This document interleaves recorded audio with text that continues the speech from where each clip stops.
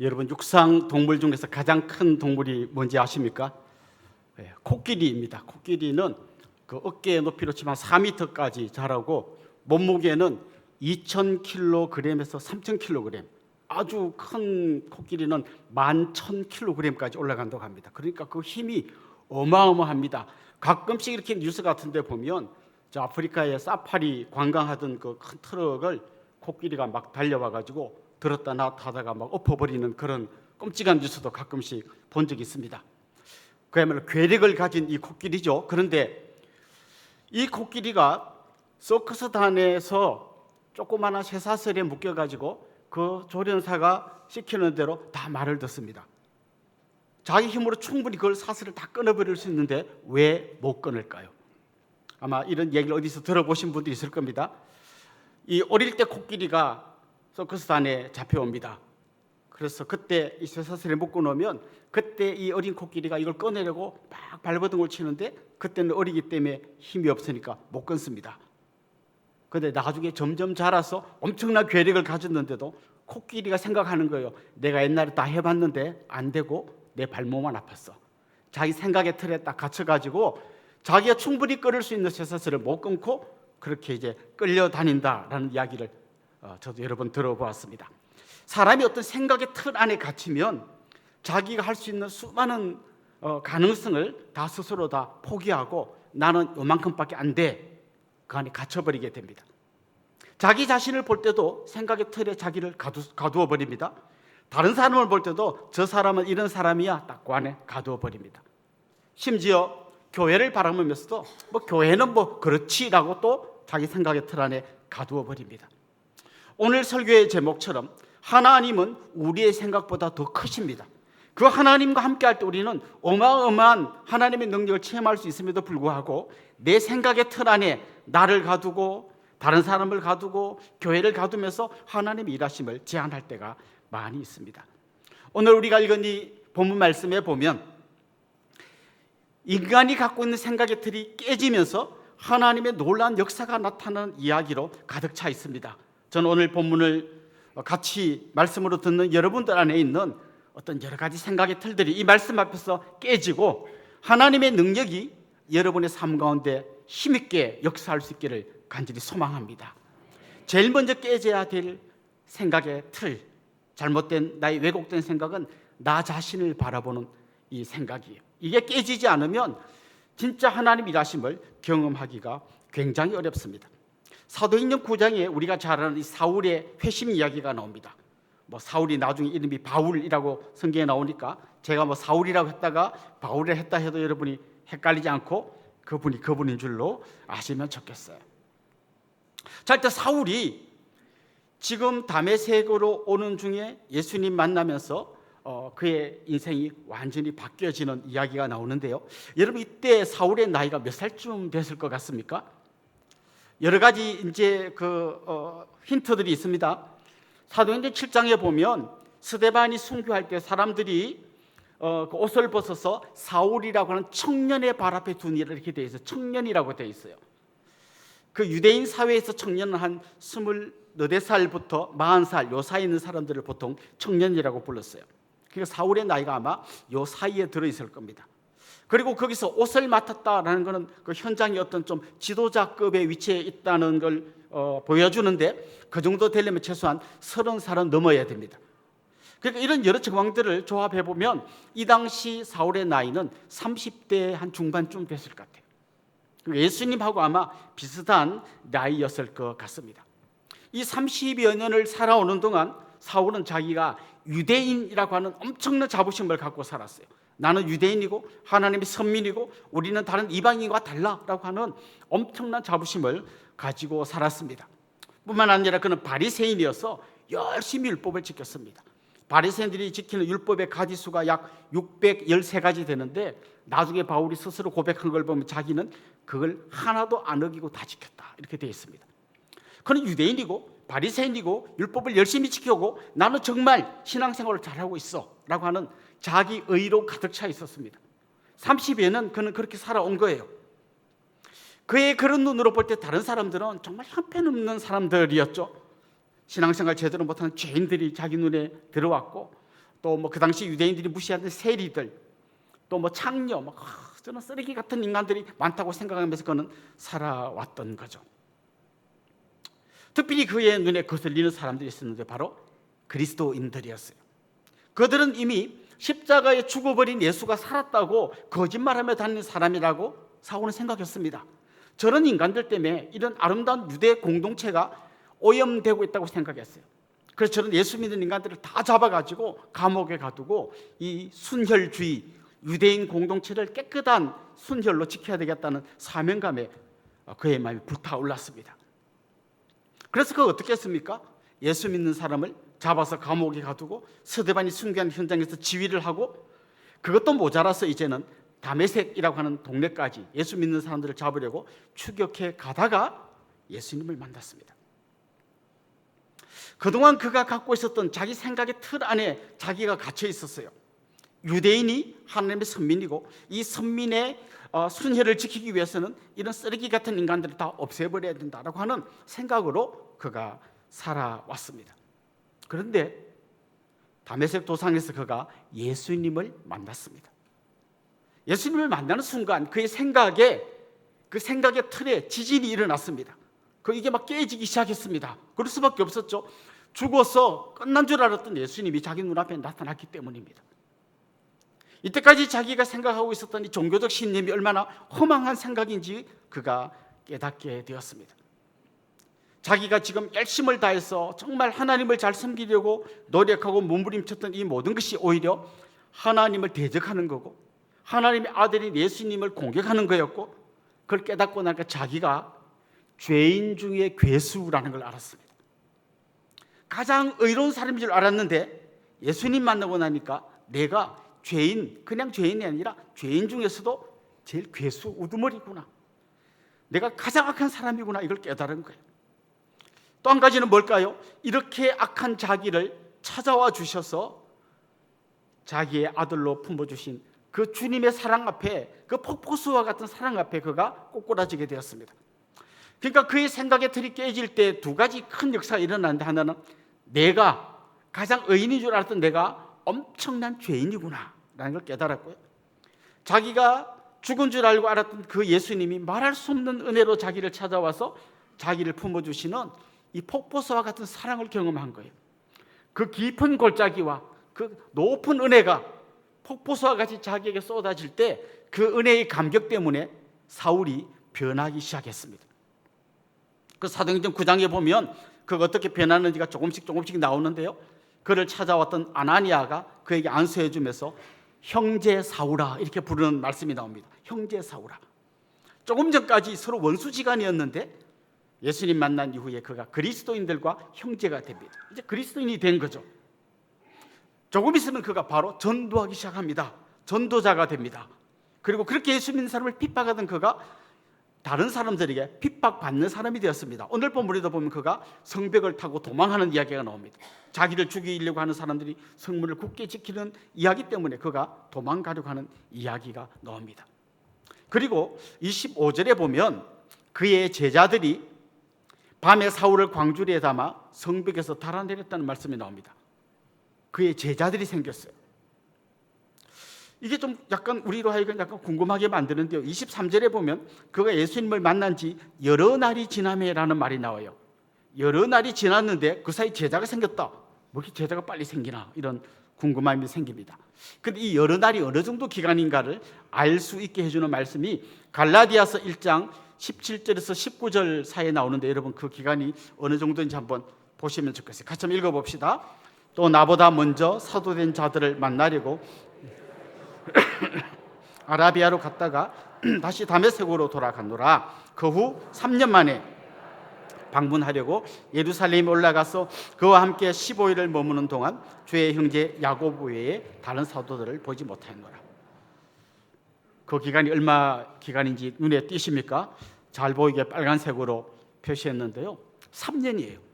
그러니까 그가 사도행전에 자세히 안 나오는데 갈라디아서 말씀을 참고하면 어떤 일이 일어났나 하면, 다메섹 가다가 예수님 만난 다음에 다메섹에서 아라비아라는 곳으로 갔습니다. 여기 아라비아는 저 사우디아라비아 그쪽이 아니고 페트라라고 하는 지금의 요르단 부근에 있는 그 아라비아입니다. 그러니까 다메섹에서 그렇게 멀지 않은 아라비아로 갔다가 다시 다메섹으로 돌아왔다가 이제 한 3년 후에 예루살렘으로 올라갔다 이렇게 되어 있습니다. 그러니까 한 3년 사이에 그에게 제자가 생겼다는 것을 오늘 말씀하고 있습니다. 그러니까 지금 사도 바울에게 어떤 역사가 일어났나 하면 핍박하던 그가 예수님 만난 다음에 성도가 되었고 전도자가 되었고 핍박받는 자가 되었고 지도자가 되었습니다.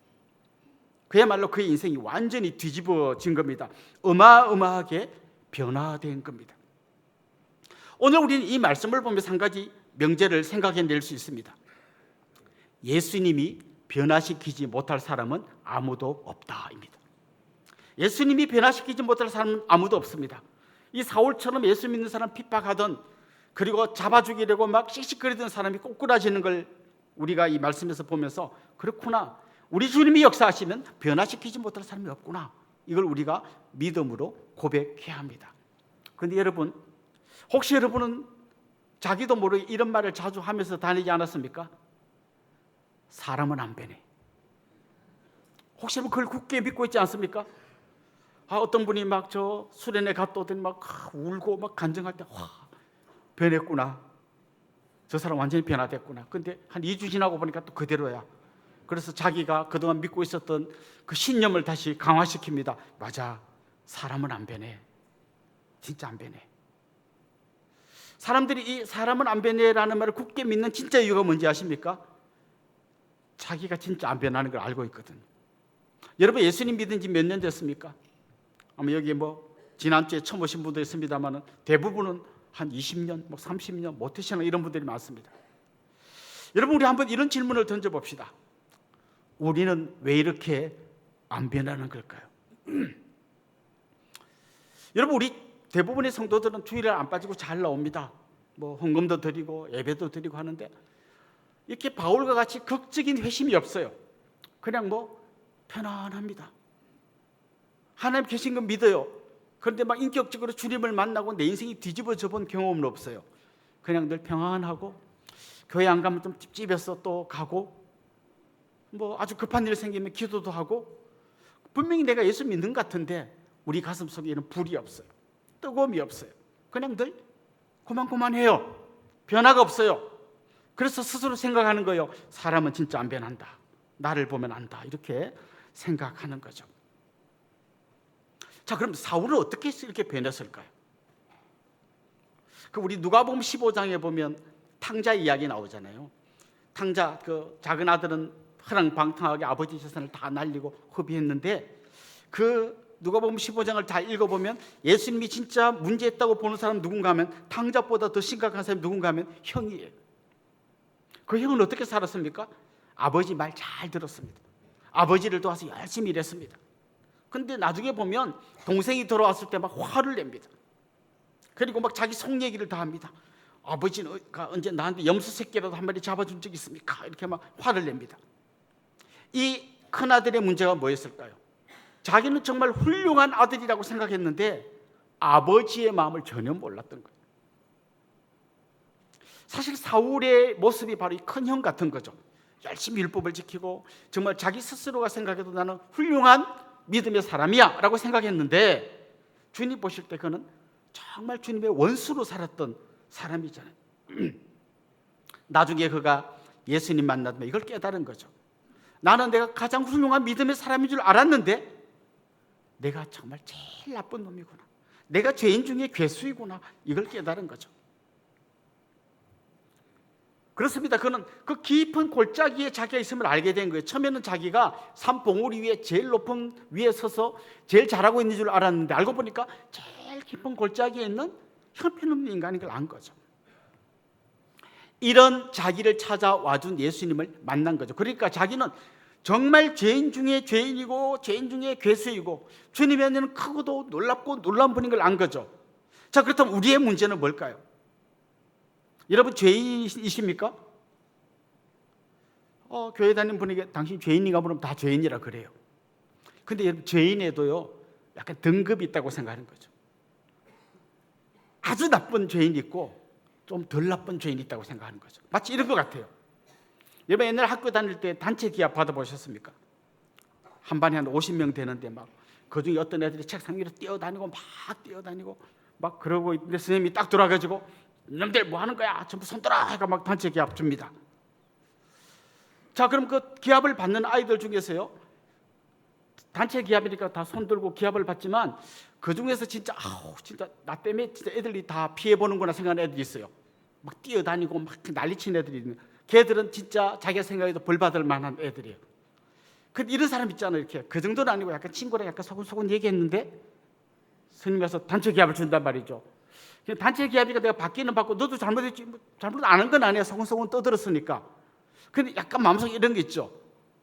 그래도 내가 저렇게 막 뛰어다니고 막 책상 위로 막 뒤집고 다니는 저런 애들하고는 다른, 약간 착하긴 한데 나쁜, 그래서 걸려갖고 벌을 받긴 받아야 되는데 좀 약간 억울한 요런 거. 우리 많은 성도들이요, 요 정도 죄인이라고 생각하는 거예요. 죄인인 건 맞아요. 근데 내가 막 예수 믿는 사람 잡아 죽였습니까? 감옥에 가뒀습니까? 막 핍박한 적이 있습니까? 서대반 돌 던질 때 옷 맡아준 적이 있습니까? 나 그런 적 없어. 나 태어날 때부터 못돼 신앙이고 교회도 잘 다녔고 예배도 잘 드릴까? 근데 당신 죄인 맞습니까? 죄인이긴 죄인인데 약간 죄인이에요. 약간 죄인이기 때문에 주님의 은혜가 약간 있는 거예요. 여러분 사형수에게 너 무죄, 석방, 집에 가면 막 울고 감동할 텐데요. 9류3일인데 있죠. 한 이틀 때쯤 된데 너 집에 가 하면 하루 일찍 가네? 고맙긴 고마운데 감격이 조금밖에 안 되는 거예요. 왜 우리에게 변화가 없나 하면, 왜 우리의 삶이 완전히 뒤집어지지 않고 늘 고만고만한가 하면 이 은혜의 폭이 너무 좁기 때문이고요. 은혜의 폭이 좁은 가장 큰 이유는 내가 진짜 죄인 중에 괴수라는 생각까지는 안 하는 거예요. 나는 지금 단체 기합에 걸린 약간 재수 없는 죄인인 거죠. 수억 명의 그리스도인들을 위해서 예수님이 죽었다면 나는 수억 분의 1 정도의 은혜를 입은 사람인 거죠. 그 정도 죄인이라고 생각하는 거죠. 제일 먼저 깨져야 될 우리 생각의 틀이 뭔가 하면 여기서부터 깨져야 하는 거죠. 나는 내가 생각하고 있는 것보다 훨씬 더 죄인입니다. 어느 정도 죄인인가 하면 나 한 사람 때문에 예수님이 십자가에서 돌아갔어야 할 만큼 나는 죄인입니다. 나는 단체 기합을 받는 수많은 사람 중에 한 명으로서의 죄인이 아니라 나 한 명의 죄 때문에 예수님이 십자가를 져야 할 만큼 나는 아주 죄인 중에 괴수라는 이 생각까지 미쳐야 우리에게 부어주신 주님의 은혜가 너무 큰 은혜임을 깨닫게 되는 거죠. 팀 켈러라는 분이 이 이야기를 좀 이렇게 쉽게 풀어서 쓴 걸 읽어보았습니다. 바위를 깨트리기 위해서 다이너마이트에 불을 붙여서 바위를 깨트리잖아요. 그런데 이 바위 위에 다이너마이트를 올려놓고 터뜨리면 어떻게 되나? 엄청나게 큰 폭발은 일어나지만 바위는 안 깨진다는 거예요. 바위가 깨지려면 그 바위 안에 구멍을 뚫어가지고 그 한가운데다가 다이너마이트를 넣고 터뜨려야 바위가 산산조각 난다는 거예요. 우리는 너무 자주 이 복음을 우리 머리 위에 올려놓고 터뜨립니다. 당신 죄인이요? 죄인 맞아요. 당신이 예수님 죽은 거 믿어요? 안 믿어요. 여기다 올려놓고 터뜨리니까 막 뭔가 막 엄청난 역사 일어날 것 같은데 내 마음 깊숙한 곳에서는 늘 이런 마음이죠. 나는 약간 죄인이야. 나는 지금 단체 기합 받는 그 정도 죄인이야 라고 생각하기 때문에 진짜 이 복음의 다이너마이트가 내 심령 속에서 터지지 않는 거예요. 내 머리 위에서, 내 지식 위에서 터지기 때문에 물어보면 답은 다 맞아요. 죄인입니까? 죄인입니다. 당신이 예수님이 죽었습니다. 믿는데 이게 내 가슴 깊은 곳까지 내려오지 않고 그냥 소리만 요란했지 머리 위에서만 터진 거예요. 이 복음의 다이너마이트가 내 가슴 깊숙한 곳에 내려와서 내가 죄인 중에 괴수입니다라고 하는 처절한 자기 회개가 있어야만 하나님의 은혜가 폭포수 같은 은혜임을 깨닫게 되는 거예요. 여기서 가장 먼저 깨져야 할 생각은 바로 우리 이런 완고한 생각의 틀입니다. 나는 약간 죄인이라고 하는 이 생각의 틀이 깨져야, 여기서 다이너마이트가 터져야, 여기서 복음의 다이너마이트가 터져야 내 가슴 속에서 진정한 변화가 시작될 줄로 믿습니다. 두 번째로 깨져야 할 생각의 틀은요, 타인을 향한 거예요. 다른 사람을 보는 내 이 눈, 내 생각의 틀이 깨져야 하는 것이죠. 보통 우리는 사람을 볼 때 어떤 사람의 과거에 안 좋았던 기억을 연장해가지고 지금도 똑같을 거라고 생각합니다. 오늘 본문에 보면 사울이 변화됐어요. 예수님 만나가지고 새 사람 됐어요. 그런데 그 사울의 변화를 사람들이 믿어주지 않습니다. 지난주 본문 21절에 보면 이런 말씀이 나옵니다. 듣는 사람이 다 놀라 말하되 이 사람이 예루살렘에서 이 이름을 부르는 사람을 멸하려는 자가 아니냐. 여기 온 것도 그들을 결박하여 대제사장들에게 끌어가고자 함이 아니냐 하더라. 사울이 자기 예수 믿는다니까 이 사람이 우리 잡아가려고 꾀를 쓰는구나. 그래서 우리 공동체에 들어와서 누가 예수 믿는 사람인지 알아갖고 다 잡아가려고 잔머리 굴리는구나 이렇게 생각한 거죠. 그때 그 사람들이 그렇게 생각하면 충분히 이해가 돼요. 조금 전까지 사울이 예수님 만나기 1분 전까지도 자기가 믿을 거라는 상상도 못했을 거 아닙니까? 그런 사람이 변화됐다고 하니까 다 의심하는 건 당연해요. 그런데 아까 좀 전에 제가 예루살렘에 올라간 거는 그가 예수님 만난 이후 약 3년 후라고 말씀드렸어요. 3년 동안 그는 어마어마하게 많이 전도하고 변화된 세상으로 살아왔어요. 그런데 그가 이제 다메섹을 떠나 예루살렘에 가려고 하니까 예루살렘에 있는 교인들 3년 전에 예수 믿고 변화된 사울을 인정해 주지 않는 거예요. 저 사람 가짜다. 안 변했을 거다. 굳게 믿는 거예요. 이때 이걸 깨준 사람이 누군가 하면 바나바예요. 오늘 보면 27절 한번 보십시오. 바나바가 어떻게 했는지 같이 한번 읽어봅시다. 바나바가 데리고 사도들에게 가서 그가 길에서 어떻게 주를 보았는지와 주께서 그에게 말씀하신 일과 다메섹에서 그가 어떻게 예수의 이름으로 담대히 말하였는지를 전하니라. 여기 여러분 이제 바나바가 사울을 데리고 가서 예루살렘 공동체 사람들에게 이분 믿어도 됩니다라고 이야기해 주는 장면이 나와요. 우리가 알기로 바울과 바나바라고 말하면 누가 더 위대한 사도입니까?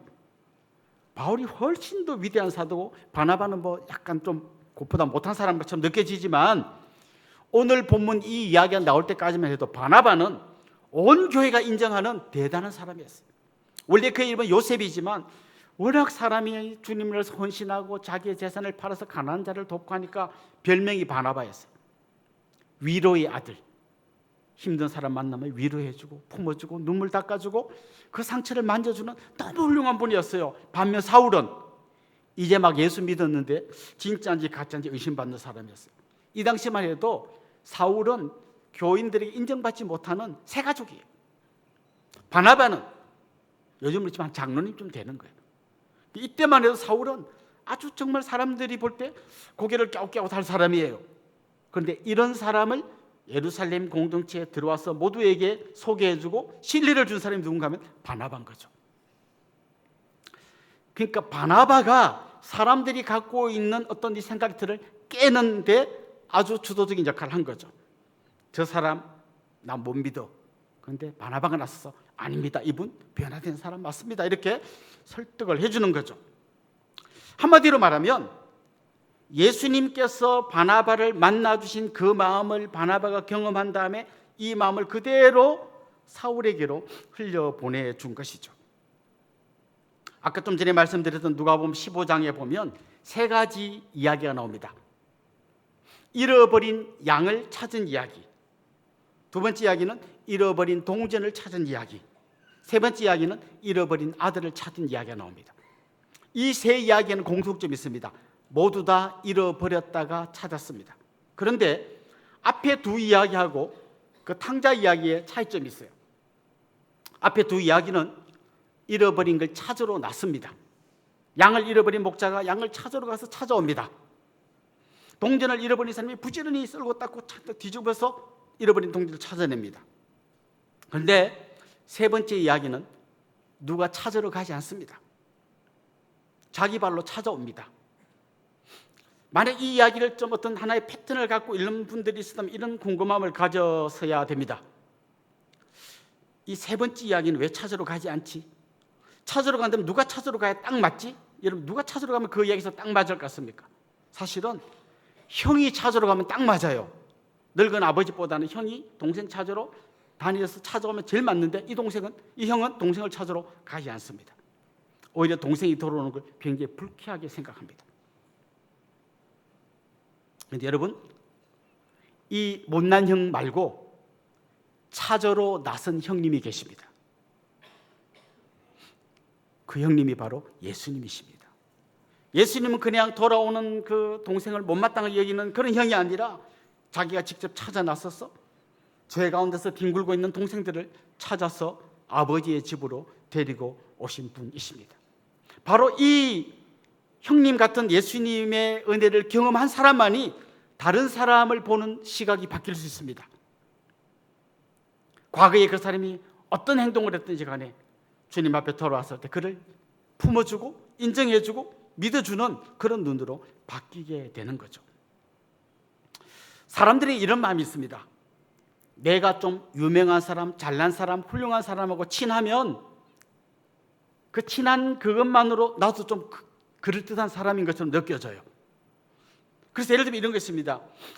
교회도요, 이 표현을 여러분 이해하고 들어주십시오. 물이 좋은 교회가 있는 거죠. 그 교회는 교수님들도 많이 계시고 의사 선생님도 많이 계시고 국회의원도 나오시고 시장님도 나오시고 그런 교회에 내가 다닌다고 생각해 보세요. 그럼 딴 분들에게 이야기하는 거죠. 어느 교회 다니십니까? 예, 저 삐리리 교회 다니는데요. 아시죠? 거기에 우리 지역구 국회의원도 우리 교회 다니시고 시장님도 우리 교회 다니시고 우리 이 지역에 있는 의사 선생님 한 10명 정도 우리 교회 다니시고 교수님도 한 20명 정도 돼요. 이렇게 말하는 순간 나도 한 국회의원 보좌관쯤 되고 교수님 조교쯤 되는 것처럼 느껴지는 거예요. 근데 여러분 거꾸로 사람들이 이렇게 말한다고 생각해 보세요. 아우, 그 교회에는 막 우리 동네에 막 쓰레기 같은 인간들이 다 다니대? 그때 여러분이 막 어떤 마음이 들 것 같아요? 좀 부끄럽지 않겠어요?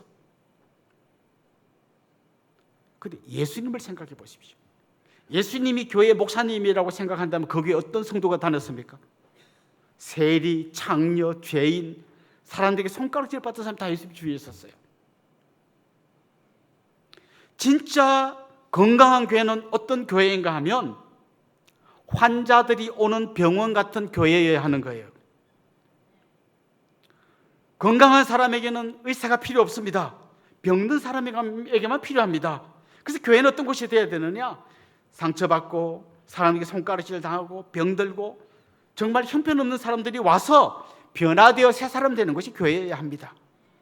그래서 만일 누군가가 우리 교회를 향해서 우리 동네에 꼴찌 아픈 사람이 당신 교회에 다니게 할 때 여러분 부끄러워하지 않았으면 좋겠어요. 오히려 그런 분이 변화되어 새 사람 되는 교회임을 여러분이 자랑하는 여러분이 되면 좋겠어요. 그래서 우리 교회 성도들은 반드시 이 구호를 늘 기억하고 있어야 합니다. 과거는 묻지 않겠습니다. 목사인 저도 여러분의 과거를 묻지 않겠습니다. 여러분이 과거에 어떻게 살았던지 그걸 추적해가지고 밝혀내고 싶지 않습니다.